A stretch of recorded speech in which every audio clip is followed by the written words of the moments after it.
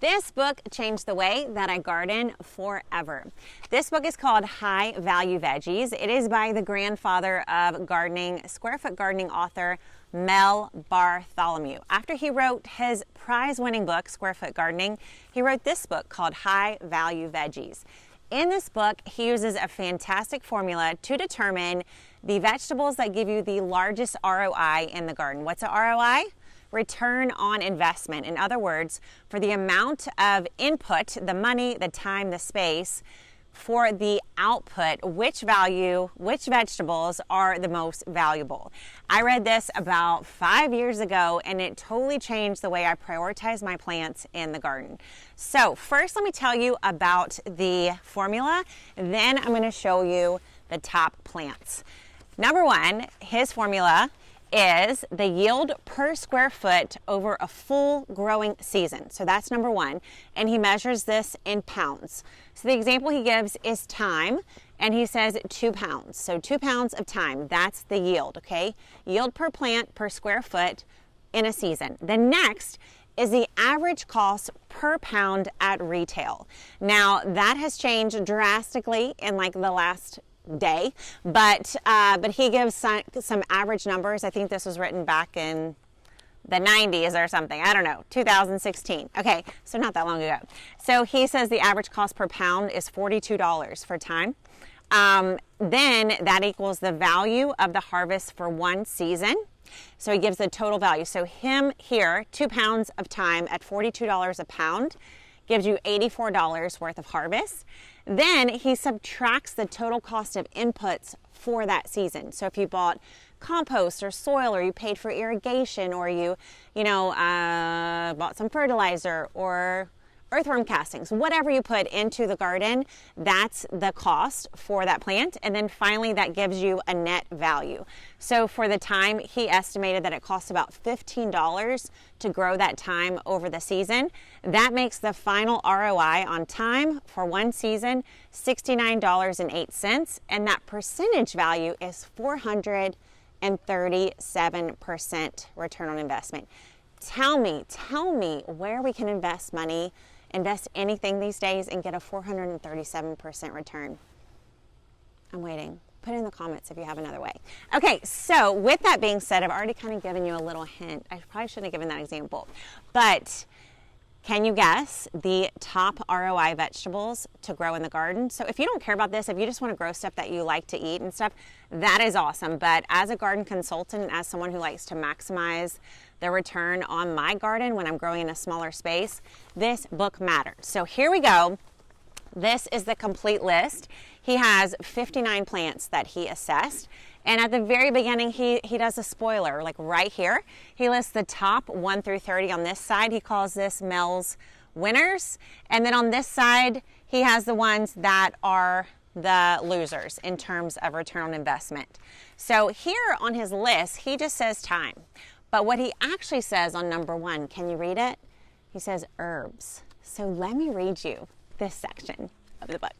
The winner, you see that blue ribbon right there? Herbs.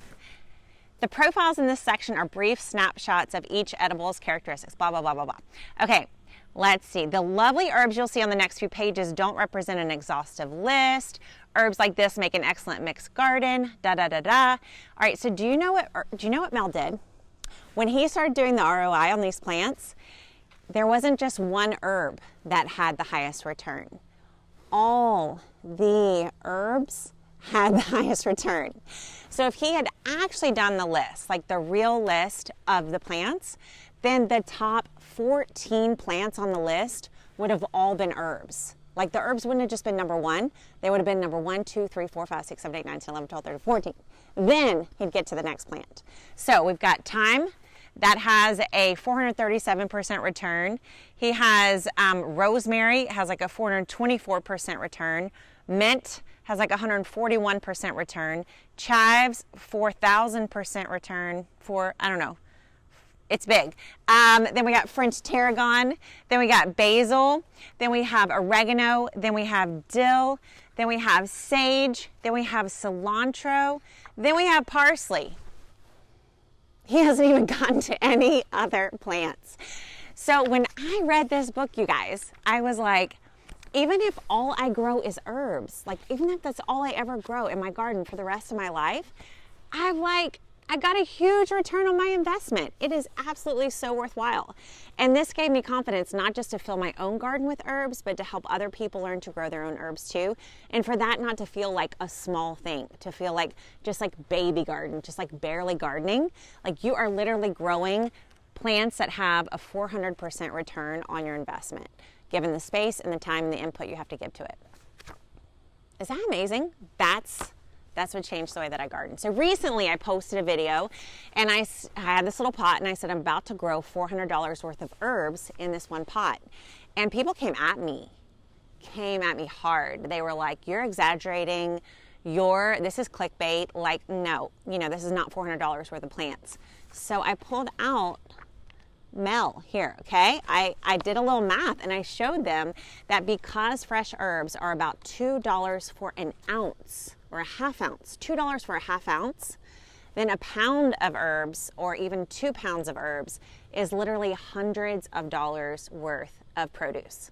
All right, so moving on, I'm just gonna show you the other quick vegetables and then you gotta go read this book for yourself. It's really gonna encourage you to start gardening. So we have a couple others in the list. Parsnips are number 2. I don't know about you, parsnips doesn't excite me that much, but tomatoes, number 3, no surprise there. Garlic, number 4, also not too hard of a crop to grow. We got turnips, we got leeks, we got squash, spinach, also one of my faves. Mustard greens, what? Seriously? Onions are high on the list. Then we have pumpkins and lettuce. Lettuce is in the top 10, I think, if you don't make the top 15 herbs. So all that to say, check out this book. I love this guy. I didn't actually discover Mel Bartholomew until I wrote my first book. My publisher also publishes this book. And when I found this book, it literally changed the way that I see the garden. And I hope this video has helped you see the garden and your herbs as the valuable, amazing, precious things that they really are. So if all you're growing is herbs this year, or if you haven't started gardening this year and you feel like, it's too small to just grow some herbs, I hope that this book and this video have convinced you otherwise. If you want to learn to grow herbs, we got all the resources to help you do that inside of Gardenary 365. And I'll put a link right here below this video where you can start a free trial, log in, and learn exactly how to grow your own herbs right away today. Thank you so much for watching and being part of Gardenary, where we're making the garden an ordinary part of everybody's life once again. Take care and good luck in the garden. See you next time.